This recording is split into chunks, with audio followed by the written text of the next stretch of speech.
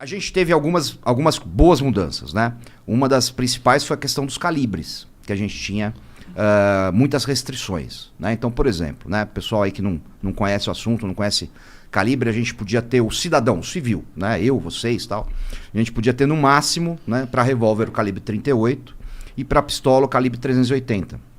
Em especial o 380 é um calibre anêmico, né? É o mínimo que a gente consegue aceitar para você usar como arma de defesa, né? Enquanto Tem isso, pouco poder de parada, né? poder de parada não existe. A gente pode até... Ah, é? É. Porra, que o nego no quartel falava isso direto. Direto. Nenhuma Magnum? Não existe poder. Poder de parada é um mito. Entendi. Pelo seguinte, né? O poder de parada, ele vai muito na linha da transferência de energia, né? O impacto do tiro. É. O tiro não tem impacto. Né? Ele não tem impacto. O impacto dele, né? Não existe transferência de energia, né? Quem conhece física sabe que energia se transforma, né? Ela não se transfere. Né? Então você imagina o seguinte, um projétil de 357 Magnum, que pesa 10,4 gramas, 2 saquinhos de sal de fruta, né? Ou seja, não é nada. Né? Qual a energia que ele precisaria para tirar um corpo de 85 quilos, jogar esse corpo para trás? Não existe, cara. É a mesma coisa você sair correndo, bater sua cabeça no cargueiro para ver se ele balança. Não vai balançar. Né? Então, o que define um bom calibre para você usar para defesa é um tripé, na realidade. Né? Primeiro, é o local que o projétil atinge. Né? Segundo, né, a penetração desse projétil, o quanto ele entra no corpo. Né? E terceiro, o diâmetro desse projétil, que é para ter destruição de tecido. Né? E o 380, ele é um projétil muito leve, uma munição baixa. Então, a tendência dele é penetrar pouco. Entendi. Então ele fica ali, isso. quase não machuca de verdade. Se o cara for muito gordão, fica preso na barriga. Se for muito gordo, se musculatura muito espessa, roupa muito pesada, né? Tudo isso vai atrapalhar. Disparos indiretos, através de uma janela de carro, através de uma porta de casa, né? Se for necessário. E aí, o que acontecia? Né? A gente tinha essas restrições, e os bons calibres de defesa, que são utilizados no mundo inteiro, eram restritos a policiais, militares, que é o 9mm, o 40, o 45, o 357, né? E aí se liberou esses calibres. Né? Então hoje qualquer cidadão pode ter um 9mm, uma pistola 9mm, pode ter uma 45, pode ter uma 40, pode ter um 357. Isso é ótimo. Por quê? Porque não é um calibre que mata mais, como algumas pessoas gostam de imaginar. Né? É um calibre mais efetivo para você tirar um agressor de combate. Porque assim, se eu tiver que usar a minha arma, né, é porque minha vida depende disso. Né? Se minha vida depende disso, quanto mais rápido esse agressor cessar a agressão dele, parar a agressão dele, mais chance eu tenho de sobreviver. Então esses calibres mais efetivos são necessários. Isso foi uma mudança muito boa mesmo. Né? E tivemos algumas outras, né? Como por exemplo a questão da efetiva necessidade. Uma forma meio macarrônica, mas o que é efetiva necessidade? Efetiva necessidade é o seguinte, quando você vai lá comprar uma arma, então as regras continuam as mesmas, né? Você tem que ter no mínimo 25 anos, não pode estar sofrendo nenhum tipo de processo criminal, não pode ter nenhum tipo de passagem na polícia, etc. Você tem que fazer um teste prático de tiro para comprovar que você sabe usar essa arma minimamente. Você tem que ter um teste psicológico, né, para comprovar que você, né, tem capacidade psicológica para ter uma arma. Até aí tudo bem para você? Até aí, em termos, pelo seguinte, né? Então assim, esse tipo de restrição, ela passa muito um ar de responsabilidade, né? Mas na prática a gente vê que ela tem muito pouco peso. Então, por exemplo, o teste psicológico. O teste psicológico, ele vale para aquele momento. Ele atesta que naquele momento você está apto. Talvez na próxima semana você não esteja. Talvez um dia depois você teve um surto.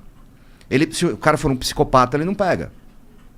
Entendeu? Então é muito mais para dar uma tranquilidade do que para ser efetivo. Né? Tanto é que até 2003 não tinha nada disso. Né? Mas tudo bem, mas vamos imaginar que ficou por isso mesmo, pelo menos você consegue. Né? São barreiras que você consegue vencer, vai sair mais caro, exclui muita gente mais pobre. Isso é um problema da nossa legislação muito grave, né? Porque assim, os mais pobres e que normalmente têm menos acesso à segurança pública, né, são os que não vão conseguir comprar uma arma legalizada. Sim. O imposto está muito alto. O imposto é mais de 75%. Entendi. É. Caralho. É muito louco. É proibitivo. É mais que cerveja, é mais que cigarro, é mais que tudo. Né? É proibitivo. E esse tipo de proibição, ela é muito cruel, né? Porque assim, você exclui pelo poder aquisitivo da pessoa. Sim. Não pela índole da pessoa. Não pela capacidade, não pelo bom uso. E você Né? Ou seja, incentiva se o mercado negro também. Claro, lógico. Né? Pô, então se você é pobre, o cara é pobre, então é melhor ele não ter arma, porque pobre comete crime. É um elitismo, é uma lei com uma carregada de elitismo. Sim, né? é elitista. Totalmente. Totalmente. E aí, depois de tudo isso vencido, você ainda tinha que apresentar lá uma declaração de efetiva necessidade. Ou seja, você tinha que escrever lá para o delegado da Polícia Federal por que você tinha que ter uma arma na sua casa. Só que isso é extremamente subjetivo. Tá. Você concorda? Não tem categorias. Não Você tem nada. meio que escreve lá Você e escreve e fala assim, poxa, tomara que o delegado curta. é isso aí, né? Pô, tá tendo muito assalto no meu bairro.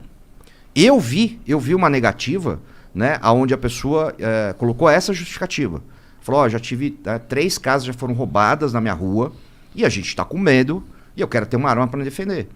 E a negativa do delegado negou, falou assim, não, negado o pedido porque vão roubar sua arma. Ué? Caralho. Aí caralho. Sério? Isso. Olha que loucura. Você entendeu? O que era a justificativa mais plausível do mundo, né? De, porra, eu vou ser assaltado, né? Virou contra ele. Não, você não pode ter uma arma porque você vai ser assaltado. Mas se eu não fosse assaltado, eu não precisava ter arma. Óbvio. Né? Olha que loucura. Esse é um pouquinho E é o engraçado. entendimento da justiça que o bandido, ele é muito superior ao cidadão. Tipo, Sim, ele nasce sabendo usar uma arma. É impressionante. não, ele entra na casa com um time tático, apoio. Só ele é bom, entendeu? Sim. Ele aparece no meio da sala, né?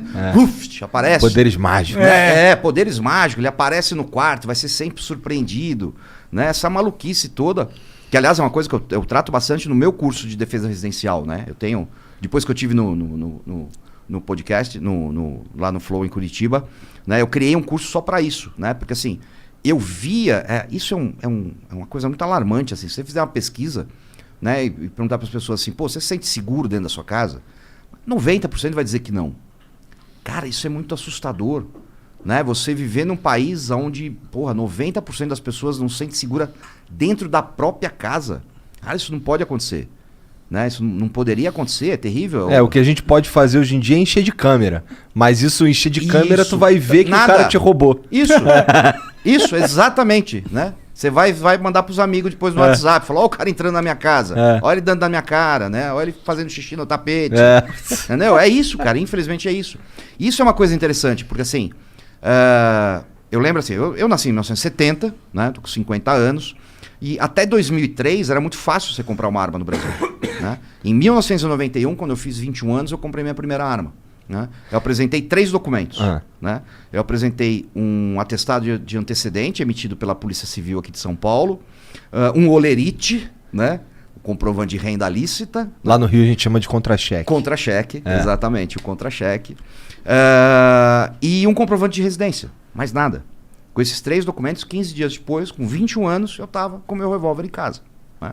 E aí assim, e o que a gente imaginava, né? Pô, comprei um revólver, legal, tô protegido. Só que isso não basta. Né? Aí chega 2003, fica muito difícil você comprar uma arma, né? Fica burocrático, fica politicamente incorreto, né? Aquela demonização, porque, porra, até, imagina, década de 70, década de 80, década de 90, cara, quase todo mundo que eu conheço tinha arma em casa, né? Todo tio tinha uma arma, todo vô tinha uma arma no sítio, né? Ninguém se espantava, ninguém ficava com medinho, né? Ai, uma arma. Mas isso não acontecia, né?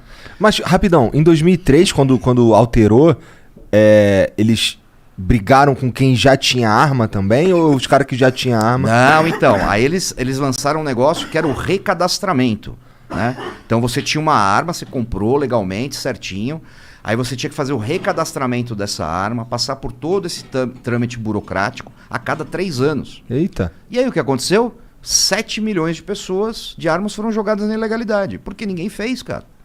Ninguém fez, era caro, era burocrático. E a gente sabe que boa parcela dessas pessoas não fizeram por desconfiança do governo. Entendeu? O brasileiro, via de regra, ele não confia no governo. Né? E ninguém tem que confiar mesmo. Né? Isso é uma regra que eu levo para a vida, assim, ó. Se é governo, não é confiável. Ponto. Porque é governo. Sim, não importa quem seja. Não importa quem seja. Tá? Ele vai estar preocupado com o governo, não está preocupado com ele, com você. A verdade é essa. Né? Não importa quem seja. Mais uma vez frisando. E aí, em 2003, vira tudo isso, essa dificuldade, não sei o quê, papapá. E as pessoas começam a apelar para quê? Câmera, né? Alarme, cerca elétrica, cachorro, né? Achando que também estavam se protegendo. Né? E que também não é verdade, porque, imagina, basta ver a explosão que a gente teve de invasões de residência, né, e roubos, e etc. Lá em Curitiba, lá no bairro que eu morava, em Santa Felicidade, que é o bairro onde tem o velho Madalotes, lá era um medo comum. Lá o lance de assalto à casa mesmo. Na rua que eu morei lá, na primeira casa que eu morei, lá em Curitiba, no final da rua tinha uma casa bonitona assim, e certo dia eu tava saindo e tinha sido roubada a casa da mulher. Depois, assim, eu fiquei sabendo de pelo menos três que aconteceram ali perto de mim. Mas toda hora eu escutava umas histórias assim. Sim. Porque Santa Felicidade é perto da BR, é mais fácil de fugir. Não sei exatamente. Quê. O cara invade, faz e vai vaza, embora. Né? E assim, o roubo em residência é aterrorizante, né? Porque você imaginar. Porque assim, uma coisa é o cara te roubar na rua. Na rua, primeiro, o cara vai querer chegar, roubar e sair o mais rápido possível. No máximo, se tudo der errado, você toma um tiro. Vamos pensar isso. Tá. Se tudo der errado, você toma um tiro. E dentro da sua casa? Cara, depois que o cara entrou, ele faz o que ele quiser. Durante quanto tempo ele quiser. E não vai aparecer ninguém do chão para te ajudar. Esse é o problema. É você, tua família, teus filhos. Cara, isso é o terrível do roubo em residência. Né? E aí, exatamente por isso que eu criei esse curso. Né? Porque assim, o correto é você integrar isso. Né? É a defesa passiva, para não ser surpreendido. Né, para não ser pego de surpresa, e a defesa ativa, porque se acontecer, você tem um instrumento, que é a arma de fogo, para se defender. Né, e a gente faz esse curso todo.